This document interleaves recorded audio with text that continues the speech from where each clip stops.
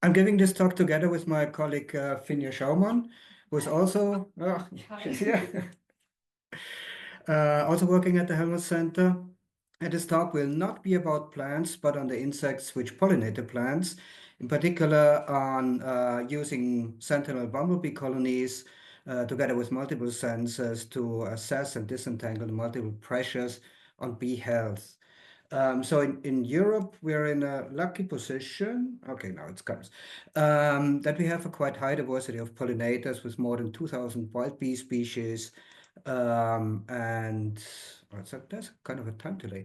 One honeybee species, roughly 900 hoverflies, 500 butterflies, and many other insect pollinators. So, and as I already said, the most benefits we get from those pollinators is that they are pollinating wild and crop plants. But there might be also other effects of these pollinators, for instance, acting as bird food, but in a more scientific way, which means that drivers impacting pollinators can cascade up through the trophic levels. So we also know that pollinators provide great economic value across the globe, but unfortunately, pollinators are declining rapidly, which also raises not only public awareness, but also the awareness of policymakers. And bumblebees are, so I'm pretty happy that pollinators in particular are also mentioned in the recently adopted nature restoration regulation, where it said that it's obligatory that all member states shall improve pollinator diversity and reverse the decline of pollinator populations at the latest by 2030. So to reach that goal, we need a good understanding of the pressures and the respective responses of the pollinator, uh, develop some proper mitigation options, and we need some monitoring efforts to see the effectiveness of these mitigation implementations.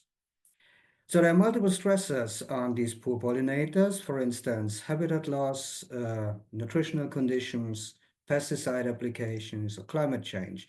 And it's pretty clear that this little pollinator needs our help.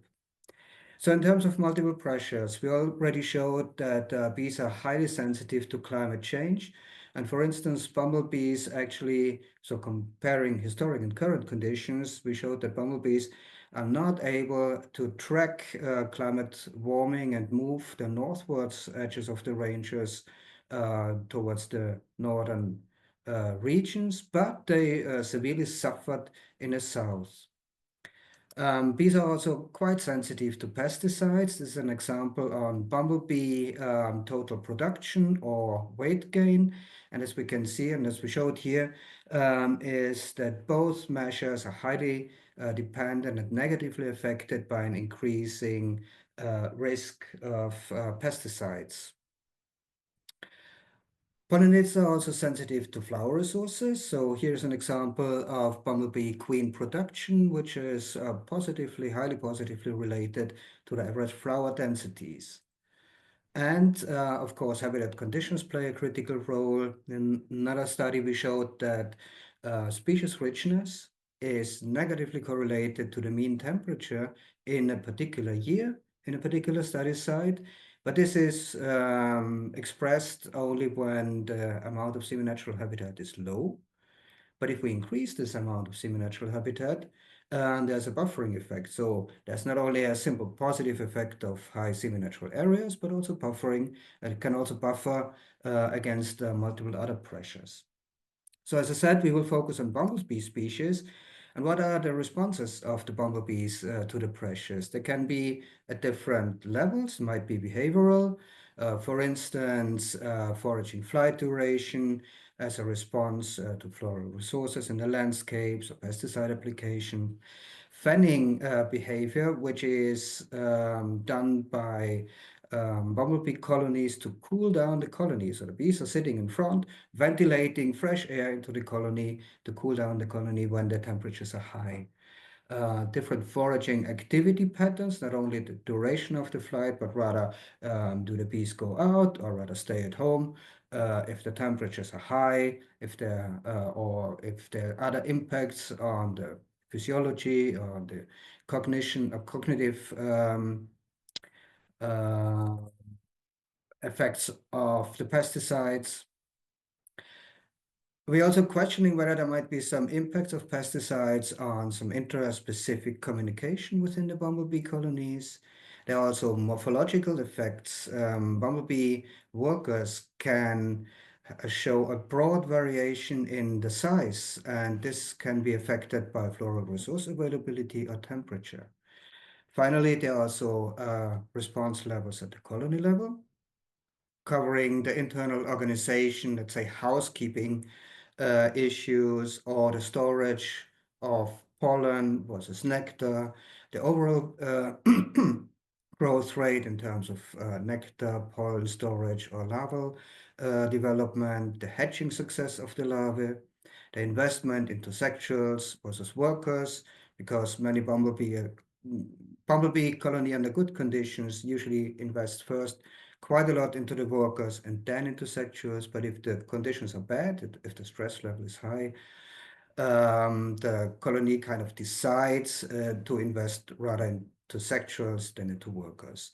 Sex ratio plays a role because there might be an impact of floral resource availability in the landscape on the sorry, on the decisions whether they should invest more into males or new queens. I was talking about monitoring. So there are some traditional monitoring methods using standard transect surveys or pen traps.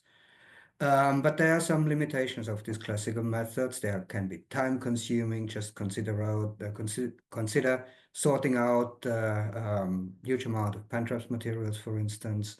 There might be observer bias, bias in the identification, some geographic gaps, and usually these methods do not consider any kind of pressures. But with novel methods, with automated methods, we can fill these gaps. They are autonomous, so it's easy to set them up and run them automatically. They provide high temporal resolution, and if we do it in a clever way, they also can disentangle the different pressures. And with this, I'm handing over to Finja, who knows much more about the technical details than I do. Okay.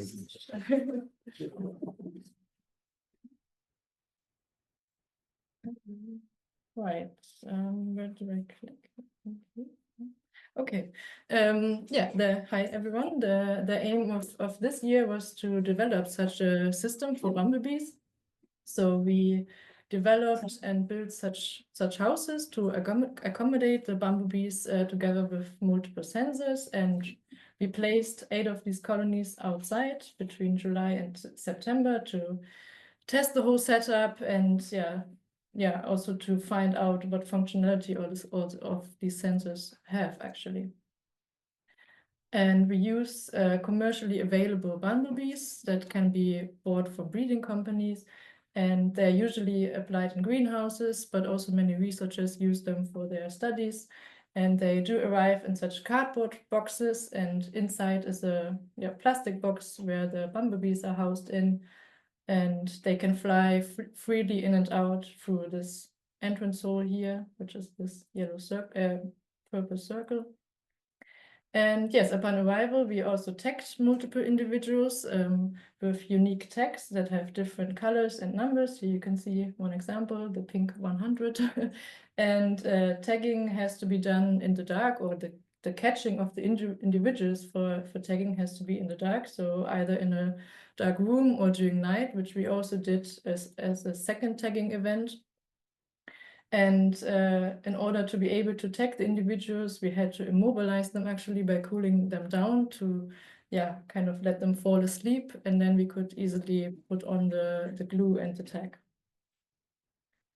So now I want to kind of walk through the different sensors we use. So we place the camera above the entrance. This is a Raspberry Pi camera module 3 that captures 4 images per second from 7 a.m. to 7 p.m. And with that, we want to analyze the foraging activity, so the numbers of arrivals and departures, and also the flight duration of our tagged individuals. analyze the fanning activity, derive morphological characteristics such as the body size, and also see if they return with pollen or not and what type. And now I want to show you how the data is looking like. So I created a time lapse, and see, I hope you can see it. Here we can see a fanning bumblebee in front of the entrance. The yellow 71 is wandering around there. There's one bumblebee coming out, and now, yeah, there's even one returning. So a lot happening in a short time here. And however, the way to get there was quite a challenge. So at first, of course, the camera's abilities had to be tested. So because we aimed to capture the images at quite a close distance, to play around with the focal distance of the camera. And also because the bumblebees are moving very quickly, we need a fast exposure time. And so the right settings of exposure and gain had to be found in order to not result in such a black image or a really blurry bumblebee. But luckily, such a setting was found, and it also worked very well under the natural conditions. However, there was a quite bigger challenge because we could not simply capture an image, save an image, capture an image, save an image, and repeat, because yeah, we noticed after some time the capture rate just simply dropped. And yeah, of course, that was problematic. And it turned out that the major problem was the bandwidth limitation of the storage device that could just simply not keep up with the frame rate that we are capturing at. And yeah, I don't want to go into detail here, but the solution to it was to lower the resolution of the image, to lower the memory footprint, to run the capture and the save process in parallel, and also to save the images in clusters of 10 and only save the binary data. So thereby the amount of write operations were lowered. And also what was quite a challenge in the beginning, the data collection of a large amount of small files was very, very slow. So yeah, it is highly recommended to zip the folders at the end of the day. Yeah, then there's also a camera inside the colony that is here in this box that monitors the behavior and also the colony growth inside. And because it's dark, we are using a night vision camera that captures an image, one image per minute. And here I also want to show you an example that's actually yeah, around midnight. And yeah, just see there's a lot going on there. We can even see some tagged individuals, and yeah, they're moving around really, really much. Together with this camera, there's also a microphone placed inside the colony that is also continuously running. And with that, we want to be able to identify the stress level. And this year we tested two types of microphones, so one standard USB microphone and the so-called audiomat, and they do differ in terms of the sampling rate that is possible because we didn't know what kind of sound or what kind of frequency range the bumblebees actually produce. So just to give you an example here as well, this is how at 11:30 in the night it sounds like.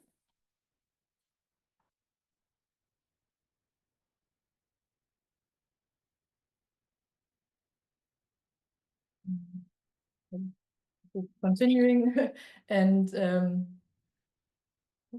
this is how the spectrogram to this audio recording is looking like. And as we can see, they are producing sounds above the or within the ultrasonic range. So this part up here, we as humans, we cannot hear. And these lines here, we can really see those distinct sounds, what we've just heard. And because of this result, we decide to go for the audio maps for further testing. Last but not least, we also use a system of a scale and temperature sensors developed by Wolfwagen, and the colonies are placed on the scale, which measures the weight at a 2-gram position. Then we place a temperature and humidity sensor outside in the field, and also a blood temperature sensor inside the colony. And all the data is captured every 5 minutes and is uploaded to an online software. And from that, we can also download the data and also, yeah, get a nice visual overview of it. Right. At the end of our test experiment, we froze the colonies and assessed the performance by counting the numbers of workers, drones, queens, and also the numbers of cells. And what I want to say with this and or want to show with these images is that while just simply looking at them, we can already see they do develop very individually. So even though they started with kind of standard conditions, they decide to do their own thing. And this for us is very important because we need to account for this in terms of the number of replicates we use.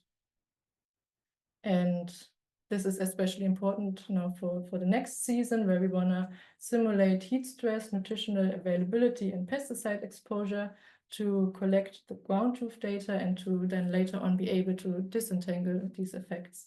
And for the heat stress treatment, we already tested the setup this year. We placed a heat mat in the roof, under the roof of the houses, and they successfully were able to warm up the house in comparison to the control hive. So here we can see the temperature in the control hive. The red line is the important one, and the temperature in the treatment hive, and we can really see the difference here. For the nutritional availability, we want to simulate kind of the perfect conditions, so feed the treatment colonies with sugar, water, and pollen, such they have access to it all the time.